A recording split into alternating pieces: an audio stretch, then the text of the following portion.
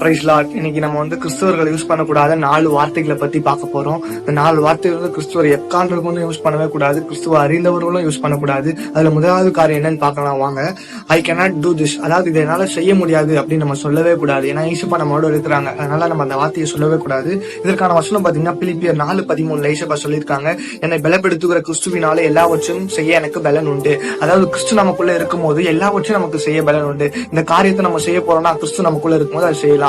இந்த காரியத்தை நான் ஒரு காரியத்தை முடிக்க போறேன் அப்படின்னா கிறிஸ்து இயேசுப்பா நமக்குள்ள இருக்கிறதுனால நம்ம செய்ய முடியும் அப்படின்ற காரியம் நம்ம உணரலாங்க. இரண்டாவது காரியம் நம்ம என்ன சொல்லக்கூடாதுன்னா, I do not have time to prayer, அதாவது எனக்கு பிரேயர் பண்ண நேரம் இல்லை அப்படின்னு நம்ம சொல்லவே கூடாது. ஏன் பாத்தீங்கன்னா இயேசுப்பா நமக்கு தந்திருக்காங்க. அதுல சில மணி நேரம் தான் நம்ம வேலை செய்வோம், படிப்போம். ஆனா சில மணி நேரங்கள் வேஸ்டா டைம் ஸ்பெண்ட் பண்றோம். அந்த நேரங்களை நம்ம பிரேயர் பண்ணலாம். ஏன் பாத்தீங்கன்னா பிரேயர் பண்ணும்போது ஈசப்பா நிறைய காரியங்கள் நமக்கு உணர்த்துவாங்க. நம்ம பலனடைந்து சோர்வா இருக்கும் போது ஈசப்பா நம்ம பலன் கொடுப்பாங்க ஜெபம் மூலியமா. நம்ம சோர்ந்து போய் உட்காந்துட்டு இருக்கும் போது ஈசப்பா ஜெபத்தின் மூலியமா நம்ம கூட பேசுவாங்க.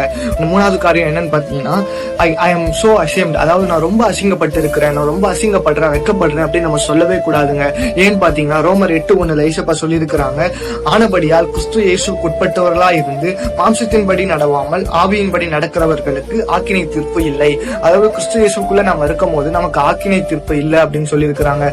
நம்ம அசிங்கப்பட நம்ம எப்பவுமே நினைக்கவே கூடாது. ஏன்னா ஈசப்பா நம்ம கூட இருக்கிறாங்க. கிறிஸ்து நமக்குள்ள இருக்கும் போது நம்ம அசிங்கப்பட நினைக்கவே கூடாதுங்க. நம்ம கம்பீரத்து நிற்கிறவர்களா இருக்கணும். கிறிஸ்துவர்களாக கம்பீரத்து நிற்கிறவர்களா இருக்கணும். அநேகருக்கு உதவி செய்யற கரமா இருக்கணும். வெக்கப்படவே கூடாது, எங்குமே வெக்கப்படக்கூடாதுங்க. அதனால அந்த வார்த்தையை நம்ம யூஸ் பண்ணக்கூடாது. நான்காவது காரியம் பாத்தீங்கன்னா, ஐ ஹேட் மை செல்ஃப், நான் என்ன வெறுக்கிறேன், நான் என்ன நேசிக்கிறதுல நான் வெறுக்கிறேன் அப்படின்னு நம்ம சொல்லவே கூடாது. ஏன்னா ஏசப்பா நமக்குள்ள இருக்கிறாங்க. நம்ம படைத்தவர் ஏசு ஆண்டவர் தான். நம்மளை படைத்தவர் ஏசப்பா. அதனால நம்ம வெக்கமே படக்கூடாதுங்க. நம்ம சோர்ந்து போகக்கூடாது. நான் அழகா இல்லை, நான் குள்ளமா இருக்கிறேன், நான் எனக்கு இந்த குறைபாட்டு இருக்கு உடம்புல அப்படின்னு நம்ம எப்பவுமே நினைக்க கூடாது. நம்மளே வெறுக்கவே கூடாதுங்க. இந்த 4 வார்த்தை எப்பவுமே நம்ம பயன்படுத்தவே கூடாது.